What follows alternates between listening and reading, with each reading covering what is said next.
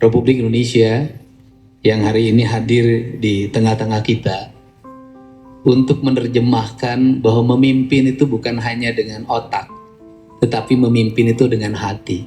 Karena kecerdasan manusia yang tertinggi itu di perasaan, bukan di pikiran.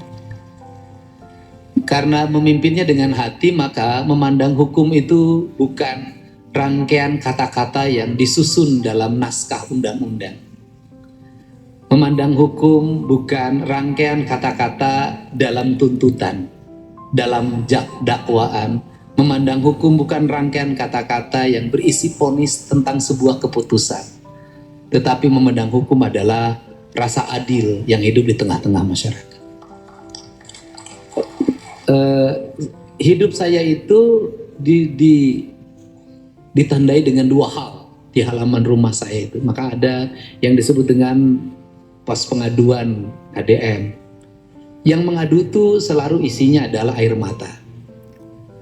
Air mata yang pertama yang mengadu adalah mereka yang berbaring di rumah sakit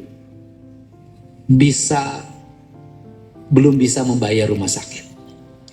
Mereka yang berbaring di rumah sakitnya sudah dibayar, sudah dijamin oleh BPJS, tetapi biaya untuk kehidupan keluarganya yang ditinggalkan, ongkos untuk bolak-balik dari rumah ke rumah sakitnya, biaya angkutannya, atau ada lagi Pak, korban pembegalan, matanya hampir keluar, minta diantar ke rumah sakit Cicendo karena BPJS-nya tidak bisa mengklaim. BPJS tidak bisa membayar korban pembegalan, BPJS tidak bisa membayar korban-korban kekerasan lainnya. Menurut saya itu yang tadi saya ketika berkumpul ini nota protes pertama saya pada BPJS.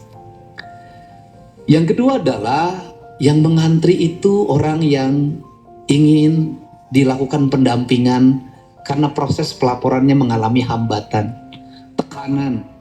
Dan sebelum pos bantuan hukum ini hari ini diresmikan, saya sudah punya 200 pengacara yang disebar di seluruh provinsi Jawa Barat yang mendampingi seluruh rakyat yang kesusahan. Ada pegawai pos yang hari ini mendapat kompensasi 500 juta karena di PHK sepihak.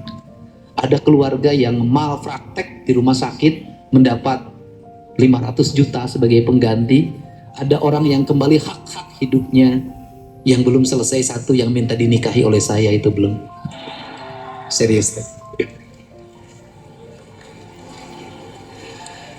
Pak Menteri, saya waktu jadi gubernur membuat peraturan, judulnya Peraturan Budaya Desa.